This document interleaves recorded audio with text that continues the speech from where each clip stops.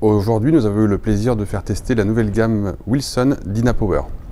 Alors on va commencer par le fer Dynapower Max. Semelle un petit peu plus large, face cup 360 pour améliorer la vitesse de la balle, léger offset pour mettre les joueurs en confiance. Les lofts ont été ouverts un tout petit peu pour faciliter la hauteur de la balle. Ce club-là conviendra à l'ensemble des joueurs de golf.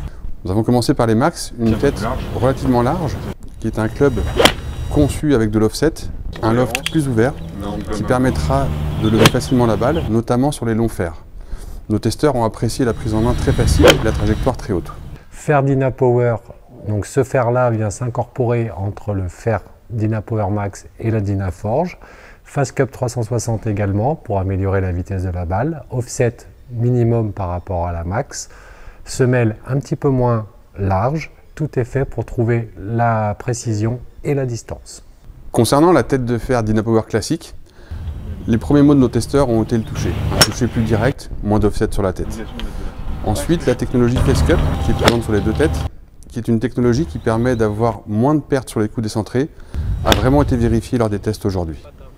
Le nouveau bois de parcours Dynapower Max est conçu pour l'ensemble des joueurs pour associer la puissance et la précision. La hauteur de la face du bois de parcours a été conçue pour que le joueur puisse le jouer autant sur le fairway que sur le tee. Concernant le bois de parcours Dynapower, on a testé aujourd'hui le Max. Cette version est assez plate, ce qui permet d'avoir un centre de gravité bas et reculé. On a pu voir donc des décollages faciles, et notamment un de nos joueurs qui n'avait jamais eu de bois dans son sac s'est surpris lui-même à pouvoir avoir des trajectoires hautes et rectilignes. Le nouveau driver Max Dynapower 2025 a un centre de gravité légèrement reculé un petit peu sur le talon pour favoriser un envol de balle de droite à gauche. Nous avons un poids réglable sur l'arrière pour le mettre en neutre ou en draw. Enfin, concernant le driver Dynapower Max, ce driver est conçu avec un centre de gravité qui est plutôt bas et dans le talon. Ça permet d'éviter ou d'amoindrir en tout cas l'effet de slice qui est récurrent chez certains golfeurs, tout en gardant une face square, ce qui est intéressant par rapport à l'adresse. Donc ce club est entièrement en titane, ce qui fait qu'il produit un son et un toucher très agréable. C'est ce qui a en tout cas sorti de la part de nos testeurs aujourd'hui.